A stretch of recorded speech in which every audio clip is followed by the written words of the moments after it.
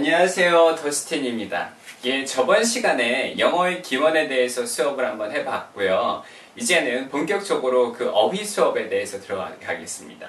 먼저 어휘 수업 들어가기 전에 제가 단어의 구성 요소가 어떻게 만들어졌는지에 대해서 약간 설명드리고 바로 오늘 접두어, 주어 접두어에 대해서 설명을 하면서 강의를 마치도록 하겠습니다. 먼저 제가 예를 하나 들어보겠습니다.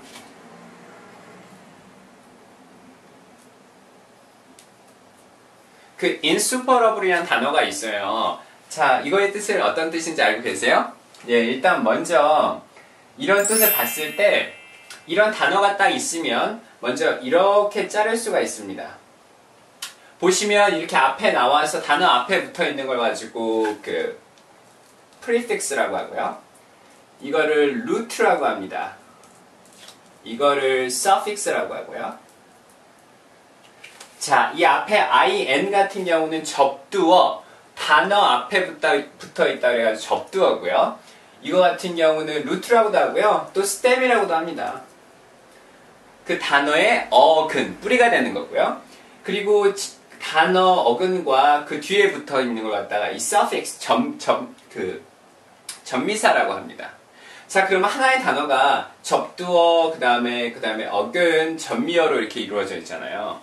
그렇다면 요 단어들의 의미를 알고 나면 이 단어를 알지 못하더라도 이 단어의 뜻을 유추할 수 있다는 게 제가 아까 말했던 그 어원학, 이티멀러지에 대한 그 수업이었습니다. 자, 그럼 진짜 그런지 한번 보겠습니다. in 같은 경우는 일단은 낫이라는 뜻을 갖고 있습니다. 많이 들어보셨죠? 그리고 super 같은 경우는 뭐 슈퍼맨 이런 거 많이 보시잖아요. 슈퍼맨처럼. 이거의 뜻은 over입니다. 넘다 이런 거예요. ABLE는 뭐뭐일 수 있는 형용사를 만드는 어떻게 보면 전미어인데요. 그럼 자세히 보면 넘어갈 수 없는 이런 뜻이에요.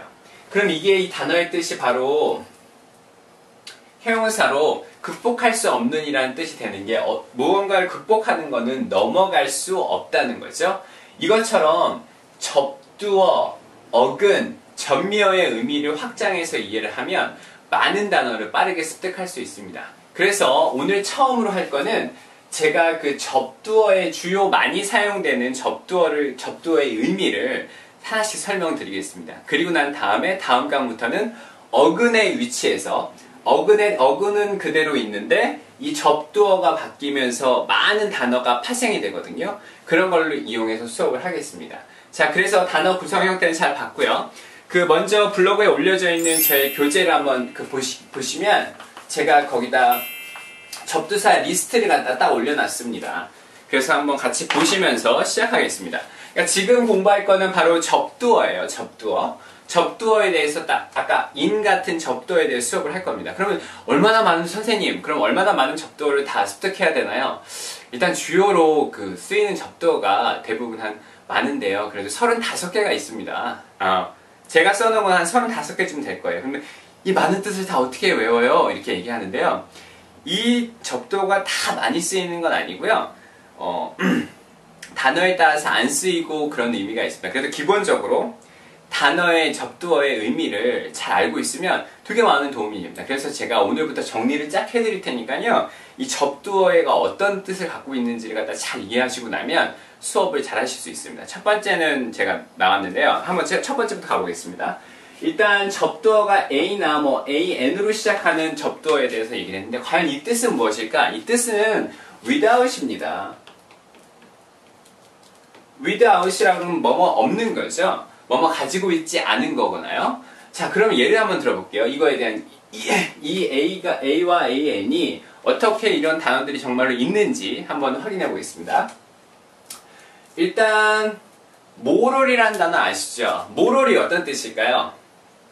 도덕적인이라는 뜻이죠. 그럼 도덕적이지 않은, 도덕심이 없는 이런 단어를 형용사를 만든다고 하면 여기다 되게 쉽습니다. AN을 붙이면 amoral이 여기서 바로 어떤 뜻이 되냐면 도덕이 없는 이라는 뜻이 됩니다. 이거 말고도 되게 많아요. 저기 보면은 그거는 본격적인 수업 시간에 할 거고요. 일단 AN은 무엇이다? without 이렇게까지는 이해해 주셔야 됩니다. 그럼 다음 걸 한번 볼게요. AB라는 접두어가 또 있습니다. 단어 보실 때 A, B라고 시작하는 단어들 많이 보셨죠? 자, 그러면 A, B는 어떤 게 있을까? A, B는 무슨 뜻일까? 그러면은 away랑 from의 뜻입니다. 자, 그럼 away와 from의 뜻은 away는 멀리, 그리고 from은 뭐뭐로부터 계속 멀리 쭉 이런 뜻입니다. 그럼 이런 단어가 얘가 어떤 게 있냐면, 자 보세요. duct라는 어근이 lead입니다. 끌고 가다는 어근이 있어요. 여기에 멀리 끌고 가다. A, B를 딱 붙여가지고요.